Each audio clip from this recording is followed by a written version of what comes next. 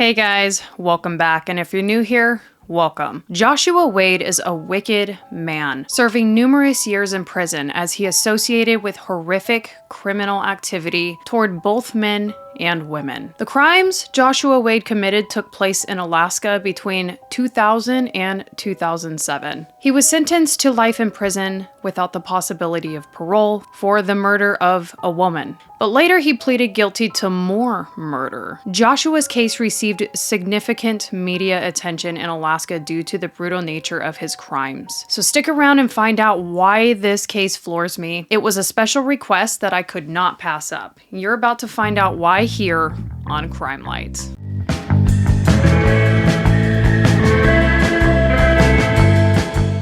Before we go any further, we are officially about 1 week into the new year. I mean, it's already the 7th. That's when I'm filming this, at least.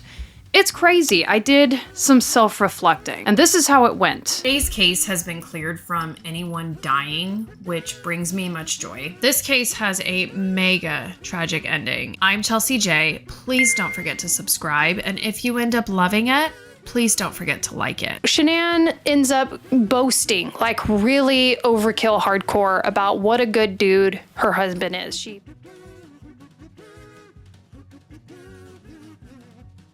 So how do I feel that went? What do you think? I feel pretty good about myself. Having started YouTube in February of 2023, I'm gonna be honest, I thought this gig was easier than it turned out to be. Sometimes there's been times that I've sat in front of the camera and the light didn't go right, the microphone wasn't hooked up the whole time. Maybe I was sick. You know, it's hard to say. There were so many growing pains this last year. And so as we approach the year anniversary, it's like, I have no choice but to look back because I want to know where I'm going. And in looking back, I kind of know where I came from. And I do feel the channel has grown a lot. So we're at almost 10,000 subscribers, which is really very successful for a first year. And without my channel, I really wouldn't be who I am today. So I want to take the time to thank you so much for being a supporter and continuing to grow with Crime Light. All that to say, recently I have renewed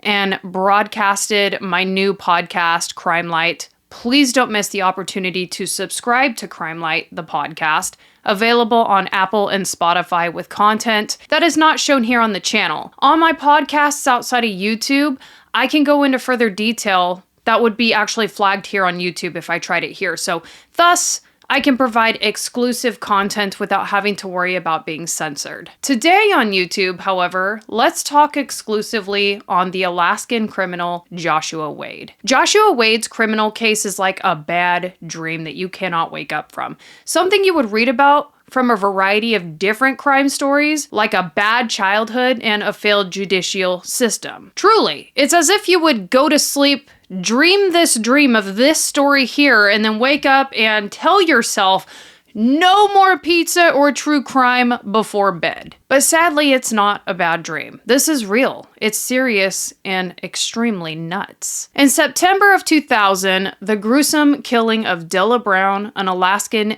individual, was discovered in an uninhabited building in Spinnerd. Story goes that in 2000, that September, Joshua Wade and some of his friends were driving around when he saw Della Brown, a 33-year-old Alaska native with a dependency on substances and alcohol. Not that that matters, but it seems to me this made her a eligible target. After his companions had left, Joshua Wade himself went back to the place where he had seen Della Brown and he attempted to mug her. A scuffle broke out, with Joshua gaining the upper hand and, he beat her with a stone, okay? It was bad. He then deserted her partially exposed body in a deserted shed full of junk, later demonstrating the body to his acquaintances. He ended up introducing what he had done. I don't know how to even comprehend that, but, that's what he did.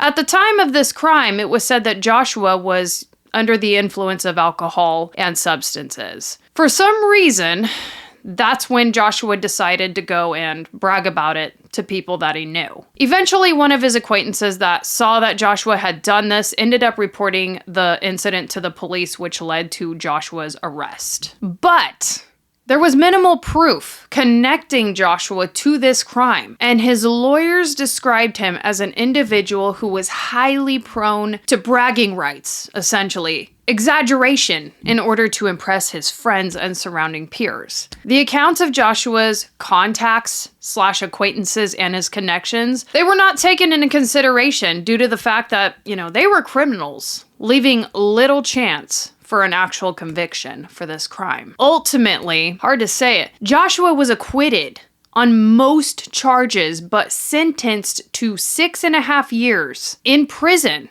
for evidence tampering. But he only served 3 before he was released back into society on probation. Joshua Wade was originally charged with murder, but when he went to trial, he was acquitted of that charge. This was the case of a 33-year-old Native woman named Della Brown. Her beaten body was found in an abandoned shed on Spenard Road in 2000. Before Wade was arrested, witnesses say he bragged to gang members, telling them he killed the Native woman and had sex with her corpse. His defense team told jurors there was not one shred of physical evidence. With that, he was only found guilty for tampering with evidence, serving just over 4 years in jail. At his sentencing, he had this to say about the case. The only person I'm sorry to is her mother. That's it. And the family.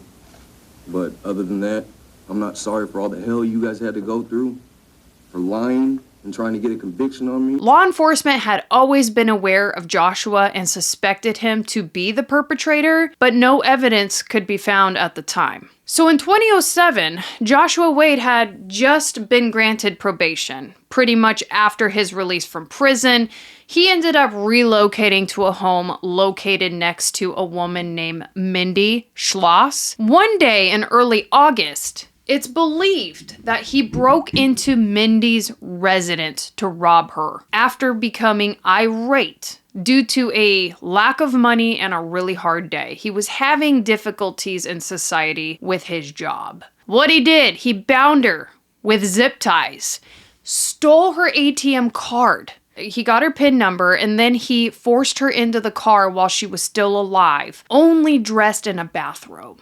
As a woman, thinking about being a woman being robbed by a ex-convict, that's tough. In your bathrobe, that's a vulnerable thing. Joshua then took her to the woods before he used a gun, and he shot her in the back of the head with a .45 caliber Glock after traveling more than an hour north to a cul-de-sac. Then he burned her body once she died. At least she was deceased, but damn. When she was later discovered, not only did she have the zip ties, but she had been, gagged.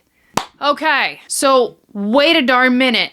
Let's hit the brakes for a second and explore this, because first initial thought over here, some murderers, man, they go to great lengths to not get caught. With this case, I don't even know what to do with myself. Joshua, he's still really young. He's been acquitted. You guys understand that acquitted means it's a closed door. Acquitted means completely off the hook. That doesn't happen a lot. It happens, but not a lot. But that's what that means. It's a new start. And so he goes after the neighbor for no reason. Why? I know that's the question for every murder case, but I'm serious. In this one, why? Oh, I can't answer that for you, ever. But we can determine what kind of person we're dealing with. Why are you the way you are, Joshua? Just why? So let's start with my personal favorite. Let's go back in time. Let's visit Joshua's childhood. Joshua Allen Wade was born on March 13th of 1980 in Anchorage, Alaska. He never met his father.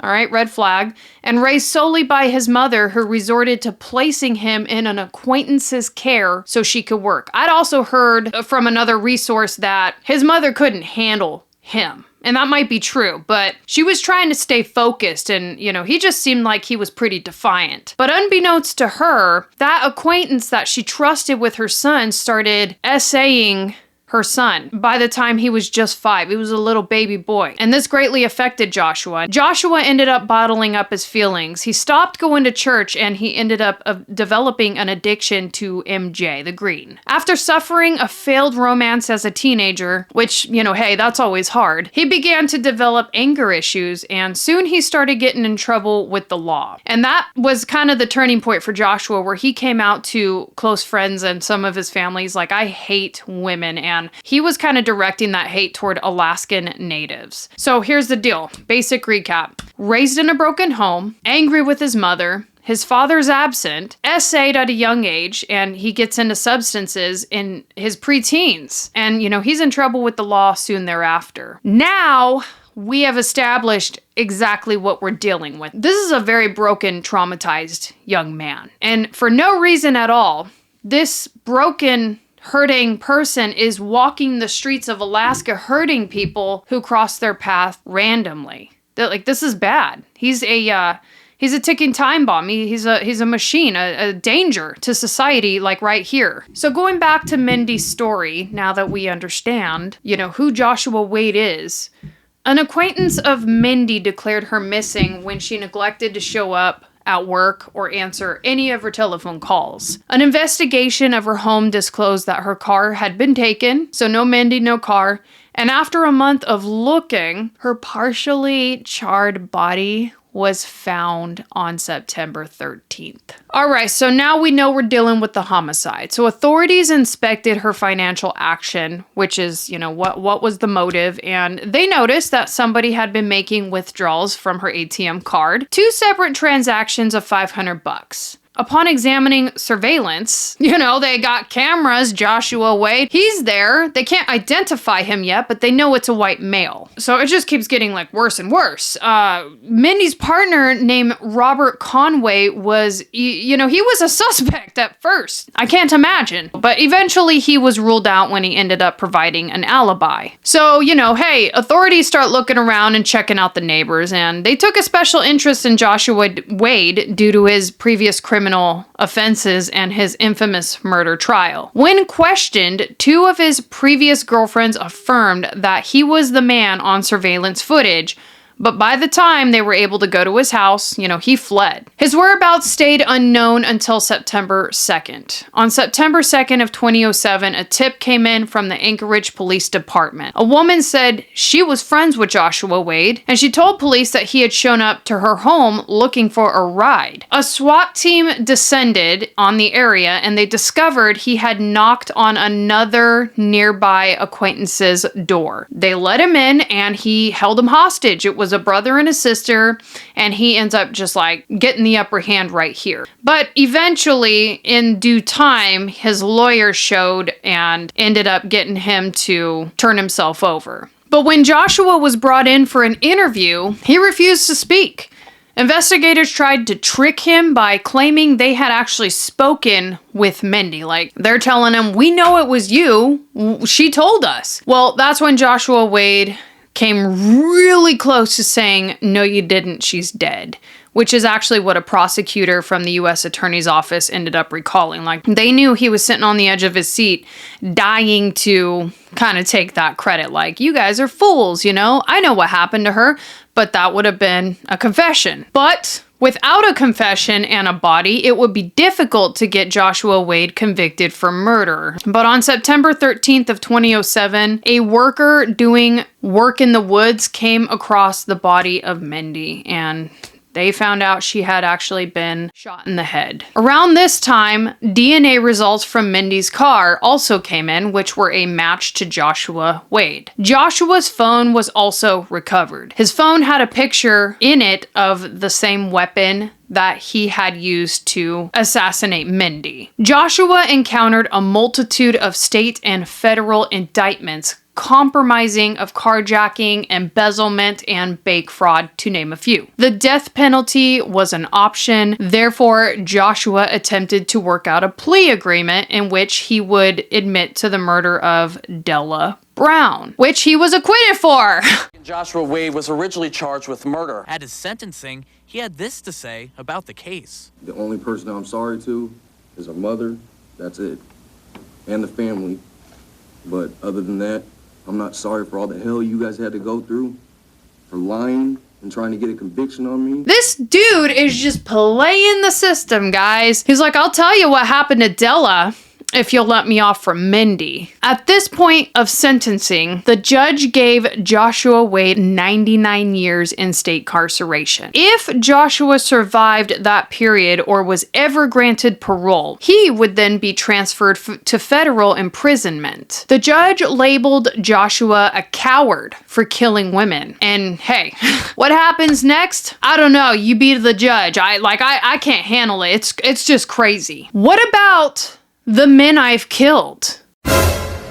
That's what Joshua said. He blew up and he said that to the judge. What about all the men I've killed? And believe me, his attorneys were like, shut up, Joshua! So in June of 2014, in exchange for a transfer to a federal facility to serve out his federal sentence first, Joshua confessed to murdering 3 in the years before his original arrest. My God. The authorities believed that he was referring to the murders of John Martin in 1994. I'm gonna say Henry because this is a hard last name for me and I just don't want to butcher it. And hey, knowing me, Henry was in 1999. And then it gets worse than me not being able to pronounce Henry's last name. We don't even know who the third person was. And I'll get to it. It's just nuts. He's an unidentified victim. He was a soul in this world. Listen, you were warned. I told you that this is like the never-ending nightmare. Let's start with why Joshua wanted to go to a federal facility first. I thought that was really interesting. He just keeps all these cards in his back pocket and he wants to play poker with you, He's just got something up his sleeve at all times. Why Joshua Wade would want to go to a federal prison first. So federal prisons are generally safer than state prisons. They keep inmates that are less violent and less dangerous nature. I know you're frustrated, and me too. Why does Joshua deserve to get off and feel safer than his victims did, right? Federal prisons typically have rehabilitation programs, and prison terms are shorter than that of state prisons. I don't know what he thought. I think he was just honestly trying to stay safe. Also,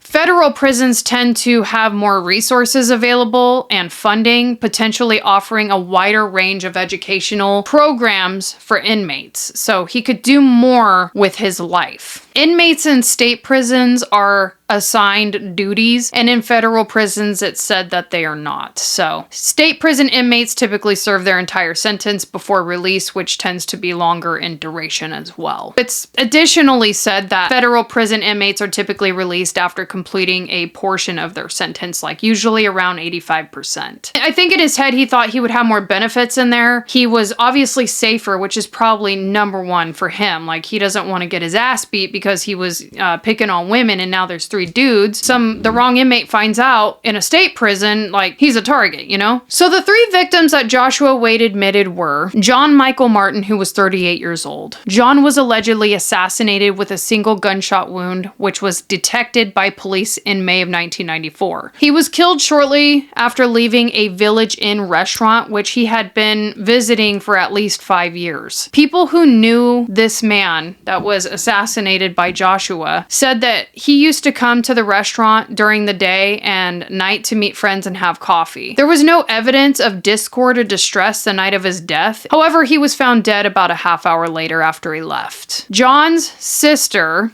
declared that John, the victim, had been suffering from schizophrenia and he was unemployed. His case remained unsolved for years, as detectives had exhausted all leads back then until Joshua Wade confessed. At the time of the murder, Josh was 14 years old, and this victim, John, was just at the wrong place at the wrong time. There was no connection between John and Joshua. Then Joshua killed 30-year-old Henry in December of 1999, which is, about a 5-year difference between the first victim and the next one. And obviously this guy is not going to stop. Henry's body was found in room number 221 in Alaska Budget Motel in Fairview, December of 1999, by one of the maintenance workers. A medical examiner later confirmed that the victim had been dead for 2 days at the time of his discovery. He was reportedly staying at the motel, and at the time of the murder, he was paying a weekly rent rate of $194, which was covered by the state. So he was, he was living there. He also had a mental health case manager as well. The third victim he released information about is unfortunately and sadly unidentified on the same night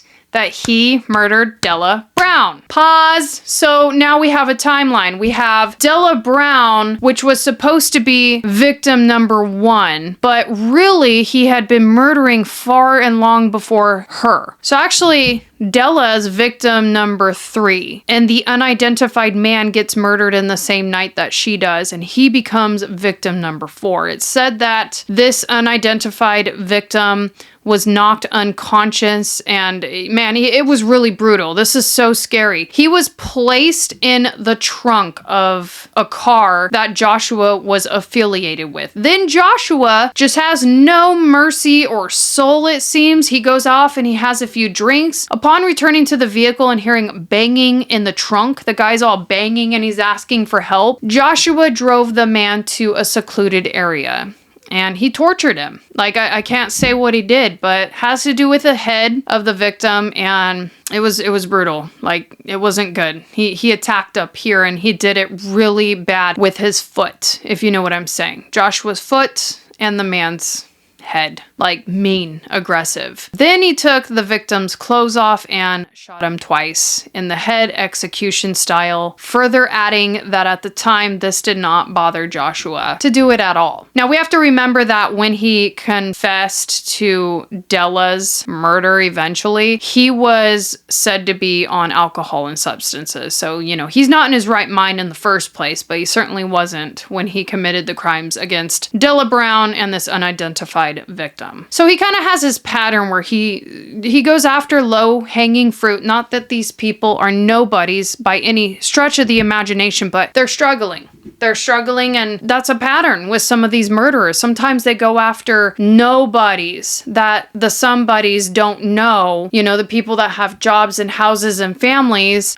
so that way they can get away with it a lot easier, if that makes any sense. But, these people are very valued, and it's sad what he did. It's sick. After his confessions, okay, they only knew him to do this to one person, Della Brown. They couldn't prove it, so he's acquitted, but now we got all these confessions. But 34-year-old Joshua Wade was moved to the federal prison in Indiana after serving the initial years of his lengthy sentence at Spring Creek Correctional Facility. Regarding his plea deal, his defense attorney said this of him: Mr. Wade has entered his plea deal sincerely, and he is here to bring closure to the victims' families and his own family to salvage his own humanity. So here's what I think. Been there, sat on the side of the court with a victim at one point in my life. Kind of covered this in the last live. It's now private, but probably because it's more of a private matter. But at one point I did talk about it on here. I've seen the tears. I've seen people persuade and kick and squirm and come out to admit that they're wrong when it's beneficial for them. As long as they seek and receive pity, then that's a possible game. That's what they'll do. Whatever it takes to get some kind of attention. When you're going to go to prison, you're kind of at the mercy of the judge. And if you're in trial, the jury. So all that to say, I get it that Joshua Wade came forth to apologize, and it said that he cried and he was really sad about what he did. This is what his lawyer said. Hey, that's a good lawyer. He's doing what he's supposed to. But what do I think?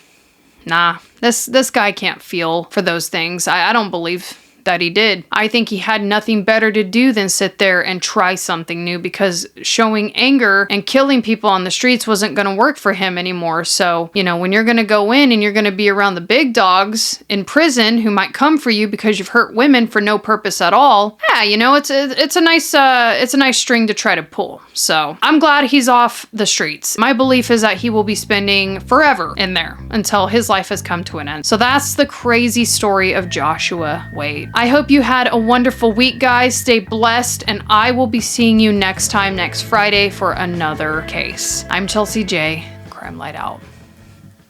Lingerie, blood stains, the charge remains. A poor bastard.